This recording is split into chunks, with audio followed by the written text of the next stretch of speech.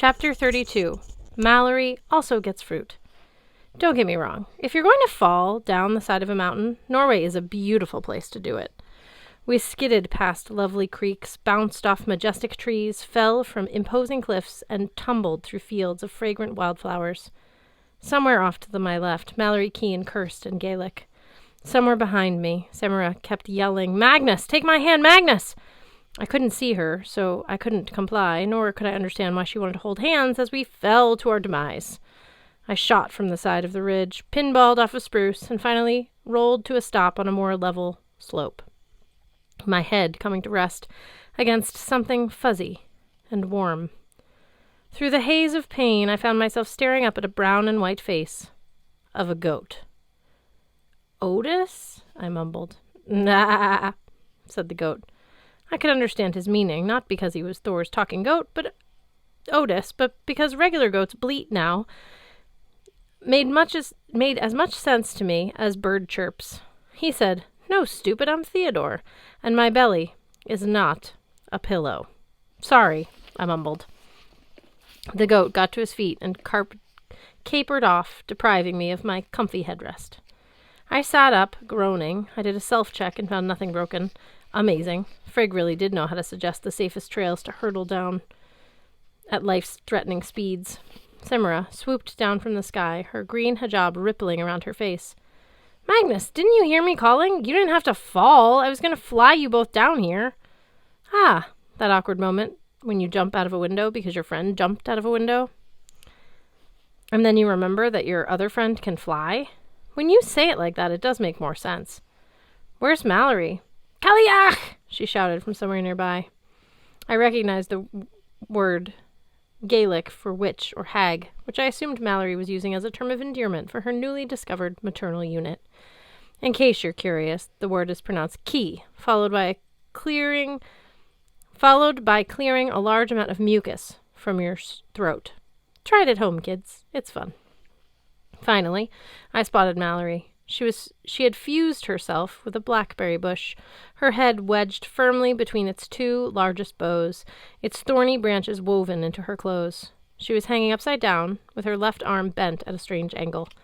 "Hold on!" I yelled, which in retrospect was dumb, since she was obviously not going anywhere. Sam and I managed to extricate her from her new fruit-bearing friend. Then I summoned the power of Frey and healed 1,000 small cuts and a fractured bone, although I couldn't do much about her wounded pride or her foul mood. "Better?" She spat a leaf from her mouth. "Pfft. Compared to 5 minutes ago? Yeah. Compared to this morning when I didn't know that Kiach was my ma? Not so much." She pulled the walnut from her pocket.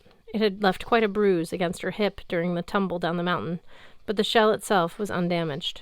Mallory seemed to take this as a personal affront. She stuck the nut in her jacket, along with the whetstone, muttering various insults about the walnut's parentage. Sam reached out to pat Mallory's shoulder, then clearly thought better of it. I know you're angry." "Yeah?" Mallory snapped. "What gave it away?" "But, Frigg," Sam said, as if the name alone was the entire persuasive essay with 3 examples per paragraph and a conclusion. "You see the similarities, don't you?"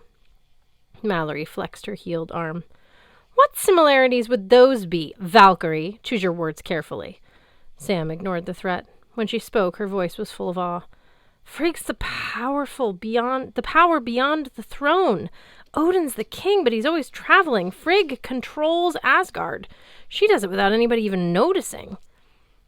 You've heard the story about when Odin was exiled, right?"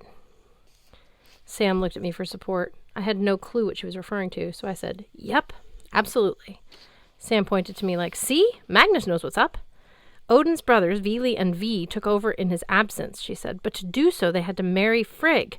Different kings, same queen. Asgard got along just fine, because Frigg was the one in charge." Mallory frowned. "You're saying I'm like my ma because I'll hook up with anybody to get power?"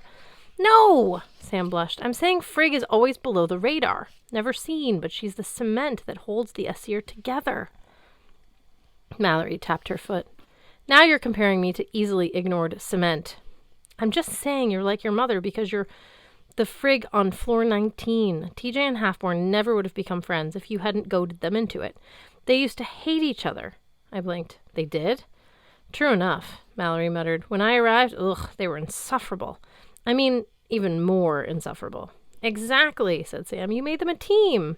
Then when Odin disguised himself as an Einergy, do you think it was an accident he chose to live on your floor? Your Frigg's chosen agent in Valhalla. The Allfather wanted to see what you were made of. I hadn't thought about that for a while. When I first arrived in Valhalla, Odin had been slumming it with us on floor 19, disguised as X, the half-troll. X liked dogs, was good at battle, and never said much. I liked Odin a lot better in that form. Mallory grunted. You really believe that? I do, Sam said. And when Magnus came along, where did he end up? On your team. Same with Alex. Same with me. Sam spread her hands. So excuse me if I fangirled a little when I met Frigg. But she has always been my favorite Aesir. She's kind of the anti-Loki. She keeps things together, while Loki is trying to pick them apart. And knowing you're her daughter, well, that makes perfect sense to me. I'm even more honored to fight at your side. More red splotches appeared on Mallory's face, but this time I didn't think they were from anger. Well, Valkyrie, you've got your father's silver tongue. I don't see any reason to kill you for what you've said. That was Mallory's way of saying, thank you. Sam inclined her head. Let's find Kvasir's mead, shall we? One more thing, I said, because I couldn't help myself. Mallory, if your middle name is Audrey, then your initials are Mac. She raised her index finger. Don't say it, Beantown. We're totally calling you Mac now. Mallory fumed. My friends in Belfast used to call me that. Constantly. That wasn't a no, so I decided we had permission.